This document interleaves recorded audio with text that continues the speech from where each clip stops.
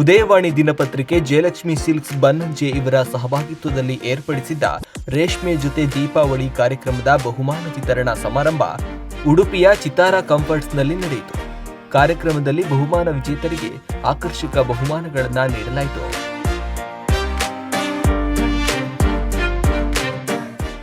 ಉಡುಪಿ ಬನ್ನಂಜೆಯ ಹೆಸರಾಂತ ವಸ್ತ್ರ ಮಳಿಗೆ ಜಯಲಕ್ಷ್ಮಿ ಸಿಲ್ಕ್ಸ್ ಇದರ ಸಹಭಾಗಿತ್ವದೊಂದಿಗೆ ಏರ್ಪಡಿಸಿರುವಂತಹ ಈ ಒಂದು ರೇಷ್ಮೆ ಜೊತೆ ದೀಪಾವಳಿ ಅತ್ಯಂತ ವೈಶಿಷ್ಟ್ಯಪೂರ್ಣವಾದದ್ದು. ವಕ್ರತುಂಡಂಚ ಏಕದಂತಂ ದ್ವಿತೀಯಕಂ ತೃತೀಯಂ ಕೃಷ್ಣಪಿಂಗಾಕ್ಷಂ ಗಜವಕ್ರಂ ಚತುರ್ಥಕಂ ಲಂಬೋದರಂ ಪಂಚಮಂಚ ಷಷ್ಟಂ ವಿಕಟಮೇವ ಚ ಸಪ್ತಮಂ ವಿಘ್ನರಾಜೇಂದ್ರಂ ಧೂಮ್ರವರ್ಣಂ ತಥಾಷ್ಟಕಂ ನವಮಂ ಬಾಲಚಂದ್ರಂ ಚ ದಶಮಂತು ವಿನಾಯಕಂ. ದೀಪಾವಳಿ 2024 9ನೇ ವರುಷದ ಬಹುಮಾನ ವಿತರಣಾ ಸಮಾರಂಭಕ್ಕೆ ಆಗಮಿಸಿರುವ ತಮ್ಮೆಲ್ಲರಿಗೂ ಸ್ವಾಗತ ಸುಸ್ವಾಗತ. ಬಹಳ ಹೆಮ್ಮೆಯ ಕ್ಷಣದಲ್ಲಿ ಬಂದು ನಿಂತಿದ್ದೇವೆ.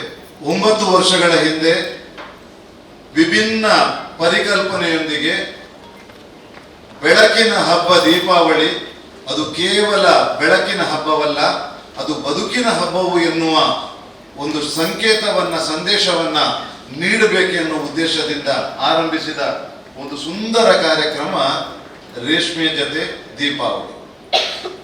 ನಾರಿ ಮತ್ತು ಸೀರೆ ಅದು ಒಂದಕ್ಕೊಂದು ಅವಿನಾಭಾವ ಸಂಬಂಧ ಇರುವಂತಹ ಶಬ್ದಗಳು. ಹಬ್ಬ ಅಂದ್ರೆ ಅನೇಕ ಅರ್ಥಗಳಿವೆ. ಅಲ್ಲಿ ಸಡಗರಗಳಿವೆ, ಸಂಭ್ರಮಗಳಿವೆ, ಖಾದ್ಯಗಳಿವೆ, ಊಟ ಇದೆ, ಆಟ ಇದೆ, ಬೆಳಕಿದೆ, ಬಣ್ಣ ಇದೆ, ಎಲ್ಲವೂ ಇದೆ. ಈ ಎಲ್ಲದರೊಟ್ಟಿಗೆಯೂ ಕೂಡ ಸೀರೆಯನ್ನೊಂದು ಸೇರಿಸುವ ಪ್ರಯತ್ನವಾದ ಒಂದು ಪರಿಕಲ್ಪನೆಯನ್ನು ಮಾಡಿದವರು ನಮ್ಮ ಸಂಪಾದಕರಾದಂಥ ಅರವಿಂದ ನಾವ್ಡರು.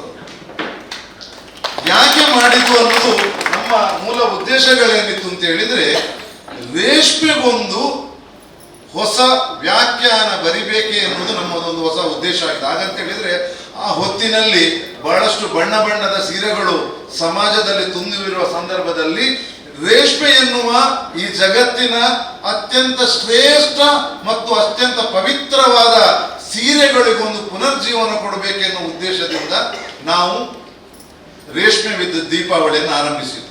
ಬಹುಮಾನ ವಿತರಣಾ ಸಮಾರಂಭ ಅನ್ನೋದು ಕೇವಲ ನಿಮ್ಗೆ ಬಂದು ಬಹುಮಾನ ಕೊಟ್ಟು ಕಳಿಸಿದಾಗೆ ಆಗಬಾರದು. ಎಲ್ಲರನ್ನೊಮ್ಮೆ ನೋಡಬೇಕು. ಬಂದವರಿಗೆ ಈ ಸಮಾಜದ ವಿಭಿನ್ನ ಕ್ಷೇತ್ರಗಳಲ್ಲಿ ಅತ್ಯಂತ ದೊಡ್ಡ ಸಾಧನೆಯನ್ನು ಸಾಧಿಸಿದವರಿಂದ ಒಂದು ಕಿವಿ ಮಾತುಗಳನ್ನು ಹೇಳಬೇಕೆನ್ನುವ ಉದ್ದೇಶಕ್ಕಾಗಿ ಇವತ್ತಿನ ಬಹುಮಾನ ವಿತರಣದ ಮುಖ್ಯ ಅತಿಥಿಗಳಾಗಿ ಆಗಮಿಸಿರೋರು Shrimati Prajwal Shetty, senior manager Prajjenex manufacturing industries Padubidri. ಇವರನ್ನು ಅತ್ಯಂತ ಪ್ರೀತಿಪೂರ್ವಕವಾಗಿ ಕಾರ್ಯಕ್ರಮಕ್ಕೆ ಸ್ವಾಗತಿಸ್ತಾ ಇದ್ದೇವೆ. ಇವರು ಕಾರ್ಯಕ್ರಮದಲ್ಲಿ ಇನ್ನೂರು ಮುಖ್ಯ ಅತಿಥಿಯಾಗಿ ಆಗಮಿಸಿರುವವರು ಶ್ರೀಯುತ ರಘುವೀರ್, ಪ್ರಜ್ಜೆನೆಕ್ಸ್ ಮ್ಯಾನುಫ್ಯಾಕ್ಚರಿಂಗ್ ಇಂಡಸ್ಟ್ರಿ ಪಡುಬಿದ್ರಿ ಇದರ ಮಾನವ ಸಂಪನ್ಮೂಲ ವಿಭಾಗದ ಅಧಿಕಾರಿಯಾಗಿದ್ದಾರೆ. ಅವರನ್ನು ಅತ್ಯಂತ ಪ್ರೀತಿಪೂರ್ವಕವಾಗಿ ಕಾರ್ಯಕ್ರಮಕ್ಕೆ ಸ್ವಾಗತಿಸ್ತಾ ನಮ್ಮ ಇಂದಿನ ಕಾರ್ಯಕ್ರಮಕ್ಕೆ ಪ್ರಾಯಶಃ ನಮ್ಮ ಜಯಲಕ್ಷ್ಮಿಯ ಮಾಲಕರಾದಂತಹ ಶ್ರೀಮತಿ ಜಯಲಕ್ಷ್ಮಿ ವೀರೇಂದ್ರ ಹೆಗ್ಡೆ ಅವರು ಆಗಮಿಸಿದ್ದಾರೆ. ಅವರನ್ನು ಅತ್ಯಂತ ಪ್ರೀತಿಪೂರ್ವಕವಾಗಿ ಈ ಕಾರ್ಯಕ್ರಮಕ್ಕೆ ಸ್ವಾಗತಿಸ್ತಾ ಇದ್ದೀನಿ.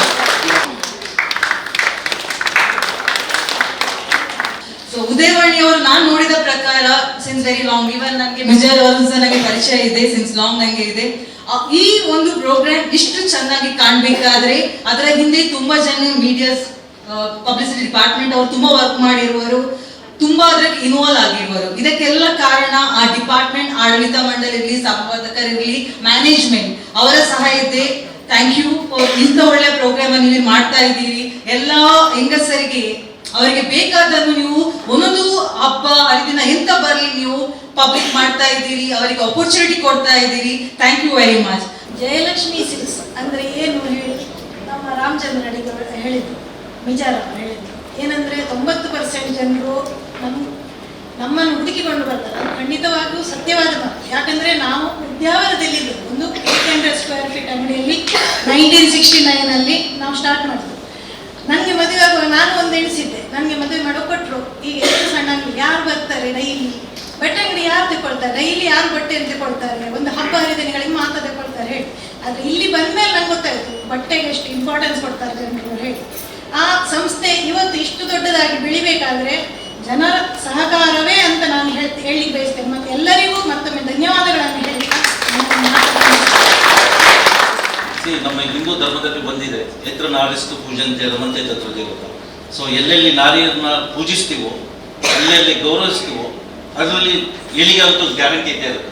ಸೊ ಆ ಕಾನ್ಸೆಪ್ಟ್ ಮೇಲೆ ಲೈಕ್ ಇವರು 9 ವರ್ಷದಿಂದ ಹಿಂದ್ಗಡೆಯಿಂದ ಪ್ರೋಗ್ರಾಮ್ ಸ್ಟಾರ್ಟ್ ಮಾಡ್ಯಾರ ಅಂತ ಹೇಳಿದ್ರು. ಆ್ಯಂಡ್ ಯಾವುದೇ ಪ್ರೋಗ್ರಾಮ್ ಸಕ್ಸಸ್ಸಿಗೆ ಪಾರ್ಟಿಸಿಪೇಷನ್ ಈಸ್ ವೆರಿ ಇಂಪಾರ್ಟೆಂಟ್. ಯಾವುದೇ ಕಂಪ್ನಿ ಡೆವಲಪ್ಮೆಂಟಿಗೆ ಎಂಪ್ಲಾಯೀಸ್ ಹಿಂಗೆ ಇಂಪಾರ್ಟೆಂಟು, ಯಾವುದೇ ಪ್ರೋಗ್ರಾಮ್ ಇಂಪ್ರೂವ್ ಆಗಬೇಕು ಅಥವಾ ಸಕ್ಸಸ್ ಆಗಬೇಕು ಅಂದರೆ ಎಲ್ಲ ಪಾರ್ಟಿಸಿಪೇಟ್ ಮಾಡಿದಾಗಲೇ ಆಗೋದು. ಮೊದಲಿಗೆ ನಾನು ಸಮಾಧಾನಕ ಬಹುಮಾನ ವಿಜೇತರ ಪಟ್ಟಿಯನ್ನು ಓದುತ್ತಾ ಇದ್ದೇನೆ. ಶಾಂತ ಮತ್ತು ಬಳಗ, ಕಂಕನಾಡಿ, ಮಂಗಳೂರು.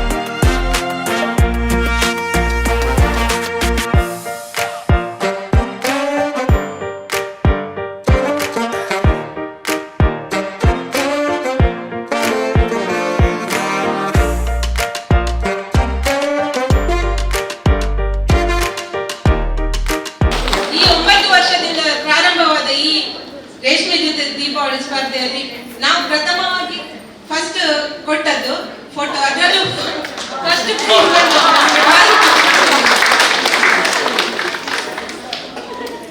ನಮ್ಗೆ ತುಂಬಾ ಖುಷಿ ಕೊಟ್ಟಿದೆ.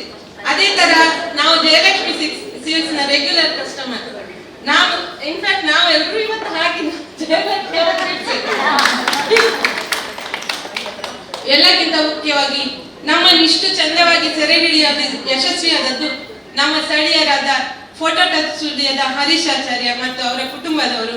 ಇನ್ಫ್ಯಾಕ್ಟ್ ನಮ್ಮಿಂತ ಹೆಚ್ಚು ಅವರು ಇನ್ವಾಲ್ವ್ ಆಗಿ ನಮ್ಮನ್ನು ಯಾವ ತರ ಒಂದು ವಾರದಿಂದ ಅವರ ಮಿಸಸ್ ಬಂದಿದ್ದಾರೆ, ಫೋನ್ ಮಾಡ್ತಾ ಹಾಗೆ ಮಾಡ್ಬೇಕು ಹೀಗೆ ಮಾಡ್ಬೇಕು ಅಂತ ಹೇಳಿ ತುಂಬಾ ತಯಾರು ಮಾಡಿದ್ದಾರೆ. ಅವರಿಗೆ ತುಂಬಾ ಧನ್ಯವಾದಗಳು. ನಾನು ಹೇಳಿದೆ ಹೇಗೆ ದೀಪಾವಳಿ ಬರ್ತಾ ಉಂಟಲ್ಲ, ಇಲ್ಲಿ ಒಂದು ಫೋಟೋ ಸೆಷನ್ ಇದೊಂದು ಇರ್ತದಲ್ಲ, ನಾವೆಲ್ಲ ಒಂದು ಫೋಟೋ ತೆಗಿವ, ಒಂದು ಸಾರಿ ಉಡುವ, ದೀಪ ಇಟ್ಟು ಫೋಟೋ ತೆಗಿವ ಅಂತ ಹೇಳಿ ಹೊರಟವರು. ಅದು ಸಹ ಒಂದು ದುಡಿದು ಅದಕ್ಕೆ ಆಯ್ತಾಯ್ತು ಅಂತ ಹೇಳಿ ಮಾಡಿದೆ. ಅವಾಗ ನಮ್ಮ ಗ್ರೂಪಲ್ಲಿ ಒಬ್ಬರಡೆ ಉದಯವಾಣಿಯಲ್ಲಿ ಇದು ಬಂದಿದೆ, ಫೋಟೋ ಸ್ಪರ್ಧೆ ಬಂದಿದೆ. ಸೊ ಯಾಕೆ ನಾವು ಭಾಗವಹಿಸಬಾರದು ಅಂತ ಹೇಳಿ ಎಕ್ಸ್ಪೆಕ್ಟೇ ಇಲ್ಲ, ನಾವು ಮಾಡ್ತೇವೆ ಅಂತ ಹೇಳಿ ನಮಗೆ ಗೊತ್ತೇ ಇರಲಿಲ್ಲ. ಆಯ್ತು, ಆನ್ ಸ್ಪಾಟ್ ಬೆಳಿಗ್ಗೆ ಮಧ್ಯಾಹ್ನ ಆಗುವಾಗ ಹೇಳಿದ್ರು ಅದು ತರುವ ಇದು ತರುವ ಎಲ್ಲ ಮಾಡುವ. ಪ್ಲೇಸ್ ಎಲ್ಲಿಗೆ ಹೋಗುದು, ಈಗ ಪ್ಲೇಸ್ ಅಂತ ಮಾಡುದು. ನಾವೊಂದು ಮನೆಯ ಟ್ಯಾರಿಸ್ ಮೇಲೆ ನಮ್ದು ಕ್ಲಾಸ್ ಮಾಡ್ತಿದ್ದದ್ದು, ನಾವೇನ್ಸಿದಲ್ಲೇ ಮನೆ ಎದುರಲ್ಲಿ ಕೂತ್ಕೊಂಡು ಅಂತ ಹೇಳಿ. ಮತ್ತೆ ನೋಡ, ನನ್ನ ಅತ್ತೆ ಮನೆ ತುಂಬಾ ಹಳತ್ತು ಮನೆ, ಸೊ ಅಲ್ಲಿ ಅವರು ಗಿಡ ಅದೆಲ್ಲ ನೆಟ್ಟು ಇದು ಮಾಡಿದ್ರು. ಅಲ್ಲೇ ಎಲ್ಲಿಂದಲೂ ದೀಪ ತಂದ್ವಿ, ಹೂ ತಂದ್ವಿ, ಎಲ್ಲ ಅನ್ಎಕ್ಸ್ಪೆಕ್ಟೆಡ್ ಅದು ಮಾಡಿದ್ ನಾವು. ಬಟ್ ನಮಗೂ ಗೊತ್ತಿಲ್ಲ, ಫೋಟೋ ಬಂದ ಮೇಲೆ ನಾವು ನೋಡ ಇಷ್ಟು ಚಂದ ಬಂದಿದ ಅಂತ ಹೇಳಿ, ನಮಗೂ ಗೊತ್ತೇ ಇರಲಿಲ್ಲ ಅದು ಅಷ್ಟು ಚಂದ ಬರ್ತದೆ ಅಂತ ಹೇಳಿ. ಅದೇ ರೀತಿ ಎಲ್ಲ ಫೋಟೋ ಇಟ್ಟು ತುಂಬಾ ದಿವಸ ಆಯ್ತು, ಏನ್ ಫೋನ್ ಬರೋದು ಕಾಣುದಿಲ್ಲ ನಮ್ಗೆ.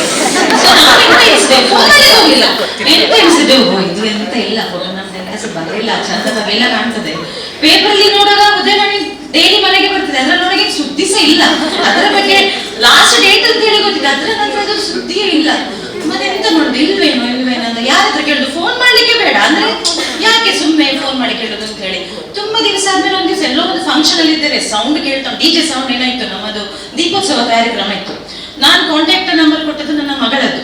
ಅವಳು ಫೋನ್ ಮಾಡಿದ್ದು, ನಂತರ ಬಂದು ಹೇಳಿದ್ರು, ಅಮ್ಮಮ್ಮ ಫೋನ್ ಬಂತು ಉದಯವಾಣಿದ, ಎಂತ ಪ್ರೈಸ್ ಸಿಕ್ಕಿತ್ತ ಅಂತ. ಅದಕ್ಕೆ ಅವಳು ಹೇಳಿದ್ರು, ಇಲ್ಲಮ್ಮ ಪ್ರೈಸ್ ಬರ್ಲಿಲ್ಲ ಅಂತೆ. ಅವರು ನಮ್ಗೆ ಎಂತ ಹೇಳಿದ್ರೆ ಪ್ರೈಸ್ ಬರ್ಲಿಲ್ಲ, ಫಸ್ಟಿಗೆ ಹೇಳಿದ್ರು ಪ್ರೈಸ್ ಬರ್ಲಿಲ್ಲ, ಅದು ನಿಮ್ಮದೊಂದು ಹೆಸರು ಬೇಕು ನಮ್ಗೆ, ಅದು ನಿಮ್ದು ಫಿಟ್ನೆಸ್ ಬ್ಯಾಚ್ ಅಂತ ಹಾಕ್ಲಿಕ್ಕೆ ಆಗುದಿಲ್ಲ, ಯಾರಾದ್ರೂ ಒಂದು ಹೆಸರು ಹೇಳಿದೆ. ಹೌದಾ ಹೇಳಿದೆ, ಆಯ್ತು ಪರವಾಗಿಲ್ಲ ಹೆಸರು ಹೇಳಿದ್ರು. ಮರುದಿವಸ ಬೆಳಿಗ್ಗೆ ಎದ್ದು ಪೇಪರ್ ನೋಡ್ತೇನೆ, ಸೆಕೆಂಡ್ ಪ್ರೈಸ್ ಬಂದಿದೆ. ಎಷ್ಟು ಖುಷಿ ಅದೊಂದು ವಿಚಿತ್ರ. ನಮ್ಗೆ ನಾನು ಧನ್ಯವಾದ ಹೇಳಲಿಕ್ಕೆ ಇಷ್ಟಪಡ್ತೇನೆ ಉದಯವಾಣಿ ಹಾಗೂ ಜಯಲಕ್ಷ್ಮಿ ಅವರಿಗೆ. ನಾವು ಅದಕ್ಕೆ ತುಂಬಾ ಉತ್ಸಾಹದಿಂದ ಅದನ್ನ ಕಾಯ್ತಾ ಇದ್ವಿ, ಈ ದಿನ ಯಾವಾಗ ಬರುತ್ತೆ ಅಂತ ಹೇಳಿ ಎಲ್ಲ ರೆಡಿ ಆಗ್ಲಿಕ್ಕೆ. ಮತ್ತೆ ಅಂದ್ರೆ ಒಂದು ಉತ್ಸಾಹ, ಅದು ನಮ್ಗೆ ಅದನ್ನ ಆ ಒಂದು ದಿನಕ್ಕೆ ಕಾಯ್ತಾ ಇರೋದೇ ಅದು ಪಕ್ಷಿಯಾಗಿ. ಮತ್ತೆ ಅದ್ರ ನಂತರ ಫೋಟೋ ಎಲ್ಲ ತೆಗೆದ ಮೇಲೆ ಆಮೇಲೆ ರಿಸಲ್ಟ್ ಗೆ ನಾವು ನೋಡ್ತಾ ಇರೋದು, ಯಾವಾಗ ರಿಸಲ್ಟ್ ಬರ್ತದೆ, ನಮ್ಗೆ ಯಾವ್ದು ಪ್ರೋತ್ಸಾಹ, ಯಾವ್ದು ಬರ್ತದೆ ಪ್ರೈಸ್, ಅದ್ರದ್ದೇ ಒಂದು ಇದು. ಆಮೇಲೆ ಈ ಸಲ ಒಂದು ನಮ್ಗೆ ಹೆಚ್ಚಾಗಿ ನಾವು ಪ್ರತಿ ವರ್ಷ ಇದರಲ್ಲಿ ಭಾಗವಹಿಸ್ತಾ ಇದ್ದೇವೆ. ನಮ್ಗೆ ಇಲ್ಲಿ ಪ್ರತಿ ವರ್ಷ ನಾವು ಈ ಸ್ಟೇಜ್ ಮೇಲೆ ಒಂದು ಬಹುಮಾನ ತಕೊಳ್ತಾ ಇದ್ದೇವೆ. ಆದ್ರೂ ಒಂದು ಅಂದ್ರೆ ಭಾಗವಹಿಸಬಹುದಾ ಬೇಡವೋ ಗೊತ್ತಿಲ್ಲ, ಆದ್ರೆ ನಮ್ಗಿನ್ನು ಫಸ್ಟ್ ಪ್ರೈಸ್ ಅಂತೂ ಬರ್ಲಿಲ್ಲ. ನಮ್ಮ ಮೇನ್ ಗುರಿ ಅಂದ್ರೆ ಫಸ್ಟ್ ಪ್ರೈಸ್ ತಗೊಳ್ಬೇಕು. ಅಂದ್ರೆ ನಾವೊಂದು ಒಂದು ಖುಷಿ, ಅದ್ರಲ್ಲಿ ನಾವೀಗ ತಕೊಂಡ ಮೇಲೆ ಸಹ ಮತ್ತೆ ಬರೋದಿಲ್ಲ ಅಂತ ಹೇಳಿ ಏನಿಲ್ಲ. ಯಾಕಂದ್ರೆ ಆ ಒಂದು ಖುಷಿ ಉಂಟಲ್ಲ, ಆ ಒಂದು ಹೊಸ ಸೀರೆ ಉಟ್ಕೊಳ್ಳೋದು, ಆ ಡ್ರೆಸ್ ಮಾಡ್ಕೊಳ್ಳೋದು, ಮೇಕಪ್, ಫೋಟೋಗ್ರಾಫರ್ಗೆ ಹೇಳೋದು, ಆ ಒಂದು ಸಂತೋಷನೇ ಬೇರೆ. ನಮಗೆ ಸಮಾಧಾನಕರ ಬಹುಮಾನ ಬಂದಿದೆ, ನಮಗೆ ಸಮಾಧಾನ, ನಮಗೆ ಅಷ್ಟು ಸಿಕ್ಕಿದೆ ದೊಡ್ಡವರಿಗೆ. ನಾನು ಈ ಸಂದರ್ಭದಲ್ಲಿ ಹೇಳಲಿಕ್ಕೆ ಇಚ್ಛೆ ಪಡ್ತೇನೆ, ನಮಗೆ ಪ್ರೈಸ್ ಸಿಗುವುದಕ್ಕಿಂತ ನಾವು ಅದೊಂದು ಫೋಟೋ ತೆಗೆಯುವಾಗ ನಮ್ಗೆ ಎಷ್ಟು ಜಾಲಿ ಮಾಡ್ತಿದ್ದೇವೆ,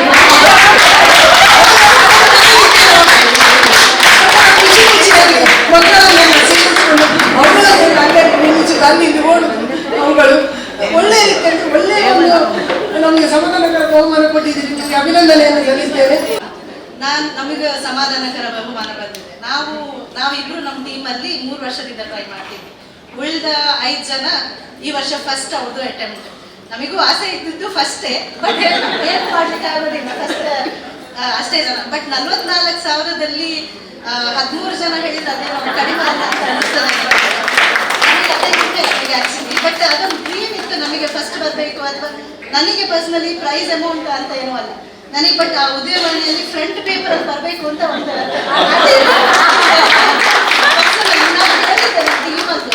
ನಮಗೆ ಸಮಾಧಾನಕರ ಬಹುಮಾನ ಬಂದಿದೆ. ಅದು ನಮಗೆ ತುಂಬಾ ಸಂತೋಷ ಕೊಟ್ಟಿದೆ. ಯಾಕಂತ ಹೇಳಿದ್ರೆ ನಾವು ಇಲ್ಲಿ ಫಸ್ಟ್ ಅಟೆಂಪ್ಟ್ ಮಾಡಿದ್ದು, ನಮ್ಮ ಒಂದು ಬಳಗ ಉಂಟು ಪೆರಟೂರಲ್ಲಿ, BMS ಪೆರಟೂರು ಅಂತೇಳಿ, ಅದರಲ್ಲಿ ಅವರು ವಿದ್ಯೆ ಬರೋಂದು ದಿವಸ ವಾಟ್ಸಪ್ ಅಲ್ಲಿ ಹಾಕಿದ್ರು ಯಾರೆಲ್ಲ ಭಾಗವಹಿಸ್ತೀರಿ ಅಂತ. ನಾನು ಧೈರ್ಯ ಮಾಡಿ ತಿಳಿಬೇಕು, ನನಗೆ ಅದೆಲ್ಲ ಅಂದ್ರೆ ನಾವು ಮನೆಯಲ್ಲಿ ಹಬ್ಬ ಯಾವಾಗ್ಲೂ ಮಾಡೋದು ಇದ್ದೇ ಇದೆ, ಅದರಲ್ಲಿ ನಮಗೆ ಜವಾಬ್ದಾರಿ ಕೂಡ ಜಾಸ್ತಿ ಇರ್ತದೆ. ನಾವೆಲ್ಲ 3 ದಿವಸ ಹಬ್ಬ ಮಾಡಿ ಕಡೆ ದಿವಸ ನಾವು ಫುಲ್ ಎಂಜಾಯ್ ಮಾಡಿದವು. ಸುಮಯ ಬಂತ ಅವರ ಮನೆಯಲ್ಲಿ ನಾವು ಭಾರಿ ಒಂದು ಎಂಜಾಯ್ ಮಾಡಿದ್ದು. ನಮಗೆ ಬಹುಮಾನದ ಒಂದು ಕಾನ್ಸೆಪ್ಟೇ ನಮ್ಮ ಮನಸ್ಸಿನಲ್ಲಿ ಇರಲಿಲ್ಲ, ನಮಗೆ ಒಟ್ಟು ಎಂಜಾಯ್ ಮಾಡಿದ್ದು ಫುಲ್. ಆ ಒಂದು ಪಾಸಿಟಿವ್ ವೈಬ್ಸ್ ಇತ್ತಲ್ಲ, ಅದು ನಮಗೆ ತುಂಬಾ ತುಂಬಾ ಸಂತೋಷ ಕೊಟ್ಟಿದೆ. ನಮಗೆ ಧನ್ಯವಾದ ಅಂತಿದೆ. ಹಾಗೆ ನಾವು ಇದು 7ನೇ ವರ್ಷ ಉದಯವಾಣಿಗೆ ಫೋಟೋ ಕಾಣಿಸ್ತೇವೆ. ಪ್ರತಿ ವರ್ಷವೂ ದೀಪಾವಳಿ ಬರ್ತದೆ ಅಂತ ಹೇಳುವಾಗ 1 ತಿಂಗಳ ಮೊದಲೇ ನಮ್ಗೆ ಪ್ರಿಪ್ರೇಷನ್ ಶುರುವಾಗ್ತದೆ. ಈ ಸಲ ಯಾರ ಮನೆಯಲ್ಲಿ ಯಾವ ಸೀರೆ ಉಡ್ಬೇಕು, ಏನು ಹೇಳ್ತಾರೆ ಅವರು, ಅದರ ಯೋಚನೆಗಳಿರ್ತದೆ. ಅದರ ಜೊತೆಗೆ ನಮ್ಮ ಕ್ರಿಯೇಟಿವಿಟಿ ಹೆಂಗಸರದ್ದು, ಹೆಚ್ಚಾಗಿ ನಾವು ಮನೆಯಲ್ಲೇ ಇರುವಂಥ ಹೆಂಗಸರು, ಇದೊಂದು ನಮಗೆ ಅವಕಾಶ ನಮ್ಮ ಕ್ರಿಯೇಟಿವಿಟಿಯನ್ನ ಇನ್ಕ್ರೀಸ್ ಮಾಡಲಿಕ್ಕೆ. ಫೋಟೋಗ್ರಾಫರ್ಗಿಂತ ಜಾಸ್ತಿ ಫೋಟೋಗ್ರಾಫರ್ಗೆ ನಾವು ಗೈಡೆನ್ಸ್ ಮಾಡ್ತೀವಿ, ಹೀಗೆ ತೆಗೀರಿ. ಯಾಕಂತ ಹೇಳಿದ್ರೆ ಪ್ರತಿ ವರ್ಷದ ಫೋಟೋಸ್ ನೋಡ್ತೇವೆ, ಯಾವುದಕ್ಕೆ ಫೋಟೋ ಪ್ರೈಸ್ ಬಂದಿದೆ, ಹೇಗಿದ್ದಕ್ಕೆ ಕೊಡ್ತಾರೆ, ಯಾವ ರೀತಿ ಇರಬೇಕು. ಹಾಗೆ ಪ್ರತಿ ವರ್ಷ ಫೋಟೋಗ್ರಾಫರ್ ಕೂಡ ಚೇಂಜ್ ಆಗ್ತಾ ಇರ್ತಾರೆ. ಬಾರದಿದ್ರೆ ಫೋಟೋಗ್ರಾಫರ್ಗೆ ಒಮ್ಮೆ ಬೈಗಳು ಹೋಗ್ತದೆ. ಅಲ್ಲದೆ ನಮಗೆ ಇದಕ್ಕಿಂತ ಮೊದಲು ಲಾಸ್ಟ್ ಇಯರ್ ನವರಂಗಿಗೆ ಒಂದು ಫೋಟೋಗೆ ಪ್ರೈಸ್ ಬಂದಿತ್ತು ಇಲ್ಲಿ. ನಾವಂದ್ರೆ 8:30 ತನಕ ನಾವು ಯಾವ ಪ್ಲಾನ್ ಕೂಡ ಮಾಡಲಿಲ್ಲ. ಹೀಗೆ 8:30 ಕೂತ್ಕೊಂಡ ನನ್ನ ಫ್ರೆಂಡ್ ಹೇಳಿದ್ಲು ಹೀಗೆ ಮಾಡುವ, ಒಂದು ಪೇಪರಲ್ಲಿ ಬಂದಿದೆ ಅಂತೇಳಿ. ಆಮೇಲೆ ಫೋಟೋಗ್ರಾಫರ್ಗೆ ಫೋನ್ ಮಾಡಿ, ಆಮೇಲೆ ಫೋಟೋಗ್ರಾಫರ್ ಬಂದು ನಾವೆಲ್ಲ ಇವ್ರು ಹೇಳಿದಾಗೆ ತುಂಬಾ ಎಂಜಾಯ್ಮೆಂಟ್ ಉಂಟು ನೋಡಿ. ಆ ಮೊಮೆಂಟ್ ನೋಡಿ, ಅದು ಯಾವಾಗಲೂ ಮರಿಲಿಕ್ಕಿಲ್ಲ. 1 ಗಂಟೆ ತನಕ ನಾವು ಮಾಡಿದ್ದೇವೆ. ಅದಕ್ಕೆ ನಮ್ಮ ಮನೆಯವರ ಸಪೋರ್ಟ್ ಕೂಡ ಇತ್ತು. ಹಾಗಾಗಿ ನಮಗೆ ಒಳ್ಳೆ ಅಪರ್ಚುನಿಟಿ ಕೊಟ್ಟದಕ್ಕೆ ಇವರಿಗೆ ತುಂಬಾ ಹೃದಯದ ಧನ್ಯವಾದ ಹೇಳ್ತಾ ಇದ್ದೀನಿ. ನಮ್ಮ ಟೀಮ್ ಬಂದಿರೋದು ಸುಳ್ಯ ಜಾಸೂರು ಗಾಯತ್ರಿ ಮತ್ತು ಬಳಗದಿಂದ.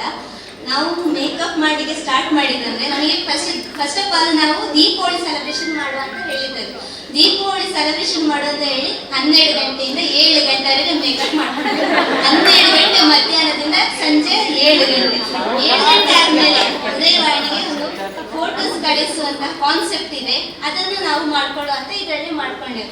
ಇದೆಲ್ಲ ಕಳೆದು ಹೋಗು ನಮಗೆ 10 ಗಂಟೆ ಆಗಿದೆ. ಸೊ ಟೋಟಲ್ ಆಗಿ ಒಂದಿನ ಫುಲ್ ನಾವು ದೀಪಾವಳಿಯನ್ನು ಸೆಲೆಬ್ರೇಷನ್ ಮಾಡಿದ್ದೇವೆ. ಇದಕ್ಕೊಂದು ನಾವು ಇದು ಪ್ರೈಸ್ ತಗೊಳ್ಳುವಂಥದ್ದು ಸೆಕೆಂಡ್ ಟೈಮ್ ಅಂತ ಹೇಳ್ಬೋದು. ಲಾಸ್ಟ್ ಟೈಮ್ ಅಲ್ಲಿ ನಾವು ತಗೊಂಡಿದ್ದೇವೆ ಪ್ರೈಸ್, ಇದು ಸೆಕೆಂಡ್ ಟೈಮ್ ಪ್ರೈಸ್ ತಗೊಂಡಿದ್ದೇವೆ. ಇಲ್ಲಾಂದ್ರೆ ಪ್ರತಿ ಈ ವರ್ಷನ ಅವರೇ, ನೆಕ್ಸ್ಟ್ ವರ್ಷನ ಅವರೇ ಅಂತ ಇವರೊಬ್ರು ಹೇಳಿದ್ರು 7 ವರ್ಷದಿಂದ ಪ್ರಯತ್ನ ಮಾಡ್ತಾರೆ, ಆಗ್ತಾ ಇದ್ದಾರೆ. ಅವ್ರೇನು ಅಂತಾರೆ, ಏನ್ರಿ ಪ್ರತಿ ವರ್ಷ ಅವರೇ ಬರ್ತಾರೆ, ಅದು ಒಂದು ರೀತಿಯ ಉತ್ಸಾಹವನ್ನು ಕಡಿಮೆ. ನಾವು ಫಸ್ಟ್ ಶುರು ಮಾಡಿದಾಗ ಮೊದಲ ವರ್ಷ ಮಾಡಿದಾಗ ನಾವು ಪ್ರೈಸ್ ಇಟ್ಟಿರಲಿಲ್ಲ. ಆ್ಯಕ್ಚುಲಿ ಸುಮ್ಮನೆ ಹೀಗೆ ಒಂದು ಕಾನ್ಸೆಪ್ಟ್ ಇಂಟ್ರಡ್ಯೂಸ್ ಮಾಡೋದು ಅಂತ ಮಾಡಿದ್ವಿ. ಆವಾಗ ಒಂದು 1,500 ಪ್ರೈಸನ್ನ ಶುರು ಮಾಡಿದ ಮೇಲೆ ಇವತ್ತಿನವರೆಗೆ ನಮಗೆ ಕೋವಿಡ್ ಕಾಲದಲ್ಲಿ, ಆ್ಯಕ್ಚುಲಿ ಈಗೆಲ್ಲ ಪರವಾಗಿಲ್ಲ, ಈಗೆಲ್ಲ ಎಲ್ಲೋ ಸೇರ್ಕೊಂಡು ಕೋವಿಡ್ ಕಾಲ ಸಂದರ್ಭದಲ್ಲೂ ನಮಗೆ 3,000 ಕೊಟ್ಟು, ಯಾಕಂದ್ರೆ ನಾವು ಕೋವಿಡ್ ವರ್ಷದಲ್ಲಿ ನಿಲ್ಲಿಸಬೇಕು ಅಂತ ಯೋಚನೆ ಮಾಡಿದ್ವಿ ನಾವು ಯಾರು. ಆದರೆ ಡಿಸ್ಕಂಟಿನ್ಯೂ ಆಗುತ್ತೆ, ಬೇಡ ನೋಡೋಣ ಎಷ್ಟು ಜನ ಬರುತ್ತೋ ಅಂತ ಅಂದ್ಕೊಂಡು ನಾವು ಆವಾಗಲೂ ನಮಗೆ 3,000 ಕೊಟ್ಟು ಬಂದಿತ್ತು. ಹಾಗಾಗಿ ನಿಮ್ಮೆಲ್ಲರ ಪಾಲ್ಗೊಳ್ಳುವಿಕೆ ಮತ್ತು ನಿಮಗಿರುವ ವಿಶ್ವಾಸಾರ್ಹತೆ ಇದೆ. ಅಂದರೆ ನೀವು ಎಲ್ಲರಿಗೂ ಗೊತ್ತಿದೆ, ಹೋದಾಗ ಎಲ್ಲರೂ ಹೇಳಿದ್ರಿ ಯಾರಿಗೂ ಯಾವ ಪ್ರೈಸ್ ಬರುತ್ತೆ ಮತ್ತು ಪ್ರೈಸ್ ಬರುತ್ತಾ ಅನ್ನೋದು ಯಾರಿಗೂ ಗೊತ್ತಿಲ್ಲ, ನನಗೂ ಗೊತ್ತಿಲ್ಲ. ಆ್ಯಕ್ಚುಲಿ ಫೈನಲ್ಲು ಜಡ್ಜ್ಗಳು ಕೊಟ್ಟ ಮೇಲೆ ನೋಡಿ ಆಮೇಲೆ ಫೈನಲ್ ಮಾಡೋದು ಬಿಟ್ಟರೆ ನಮಗೂ ಗೊತ್ತಿಲ್ಲ. ಯಾಕಂದರೆ ಎಲ್ಲರೂ ಸಹಿತ ಯಾರಿಗೂ ಯಾರೋ 1% ಏನು ಮಾಡ್ತಾರೆ, ಯಾರೋ ಇವರು ಪರಿಚಯ ಇದ್ದಾರೆ ಅಂತ ಆ ಜಡ್ಜಿಗೂ ಪರಿಚಯ ನನಗೂ ಗೊತ್ತಿಲ್ಲ, ಅವ್ರ ಪರಿಚಯ ಇರೋದು ಅಲ್ವಾ. ಆದರೆ 99.99% ಯಾವ ಜಡ್ಜಿಗಳಿಗೂ ನಿಮ್ಮ ಹೆಸರು ಗೊತ್ತಿರೋಲ್ಲ, ನಿಮ್ಮ ಊರು ಗೊತ್ತಿಲ್ಲ, ಆ ಥರ ಫೋಟೋನೇ ಕಳಿಸಲ್ಲ. ಅದಕ್ಕೆಲ್ಲ ನಾವು ನಂಬರ್ ಮಾಡಿರ್ತೀವಿ, ಆ ನಂಬರ್ ನೋಡಿ ಅವ್ರು ಯಾರೋ ನೋಡಿಕೊಂಡು ಕಾನ್ಸೆಪ್ಟ್ ಮೇಲೆ ಇದು ಮಾಡ್ತಾರೆ. ಸ್ಪರ್ಧೆಯಲ್ಲಿ ಗೆಲುವನ್ನು ಸಾಧಿಸಿದಂತಹ 13 ತಂಡಗಳು ಇಲ್ಲಿಗೆ ಬಂದಿವೆ. ಅದರಲ್ಲಿ ಸುಮಾರು 7-8 ಜನ ತಮ್ಮ ಅಭಿಪ್ರಾಯಗಳನ್ನು ಹೇಳಿದರು. ಅದರಲ್ಲಿ ಅತ್ಯಂತ ಪ್ರಮುಖವಾಗಿದ್ದು, ಮುಖ್ಯವಾಗಿದ್ದು ನಾವು ಗಮನಿಸಿದ್ದು ಅಂತ ಹೇಳಿದ್ರೆ ಸಂತೋಷ ಅನ್ನುವಂಥದ್ದು. ಆ ಸಂತೋಷವನ್ನು ನಾವು ಎಲ್ರಿಗೂ ಉದಯವಾಣಿ ಬಳಗದಿಂದ ಹಂಚಿದ್ದೇವೆ. ನೀವೀಗ 13 ಜನ ಹೇಳಿದ್ರಿ, ಆದರೆ ಈ ಸ್ಪರ್ಧೆಯಲ್ಲಿ ಭಾಗವಹಿಸಿದಂತಹ 44,500 ಜನರ ಬದುಕಿನಲ್ಲಿ ನಾವೊಂದು ಸಂತೋಷವನ್ನ ದೊಡ್ಡ ಹೆಮ್ಮೆ ನಮ್ಗೆ ಯಾವುದೂ ಇಲ್ಲ. ಸೀರೆಗೆ ಒಂದು ಸೌಂದರ್ಯವನ್ನ ಮತ್ತು ಗೌರವವನ್ನ ತಂದುಕೊಟ್ಟಿರುವುದು ರೇಷ್ಮೆ, ಖಂಡಿತವಾಗಿಯೂ ಕೂಡ ಹೌದು. ಆದರೆ ಆ ರೇಷ್ಮೆಯಾಗಿದ್ದಾಗ ಅದಕ್ಕೊಂದು ಗೌರವ ಇಲ್ಲ. ಅದು ಸೀರೆಯ ಜೊತೆ ಸೇರಿದಾಗ, ಆ ಸೀರೆಯನ್ನ ಮಹಿಳೆಯರು ತೊಟ್ಟಾಗ ಮಾತ್ರ ಅದಕ್ಕೆ ಒಂದು ಅದ್ಭುತವಾದಂತಹ ಗೌರವ. ಮಹಿಳೆಯರು ಅದನ್ನು ಹೊಡೆದೇ ಹೋಗಿದ್ರೆ ಬಹುಶಃ ಈ ಜಗತ್ತಿನಲ್ಲಿ ರೇಷ್ಮೆಗೊಂದು ಯಾವುದೋ ಸಣ್ಣ ಶಾಲೆಗೋ ಅದಕ್ಕೆ ಸೀಮಿತವಾಗಿ ಉಳಿದು ಬಿಡ್ತಾ ಇತ್ತು. ಆದರೆ ಸೀರೆಯನ್ನು ಉಟ್ಟ ಮಹಿಳೆಯರಿಂದಾಗಿ ರೇಷ್ಮೆಗೆ ದೊಡ್ಡ ಗೌರವ ಸಂದಿದೆ. ಹಾಗಾಗಿ ಆ ಪರಂಪರೆಯನ್ನು ಉಳಿಸಿದ್ದಕ್ಕಾಗಿ, ರೇಷ್ಮೆಯನ್ನು ಗೌರವಿಸಿದ್ದಕ್ಕಾಗಿ, ನನ್ನ ಜೊತೆ ಸೇರಿದ್ದಕ್ಕಾಗಿ ಮತ್ತೊಮ್ಮೆ ಧನ್ಯವಾದಗಳನ್ನು ಹೇಳ್ತೇನೆ.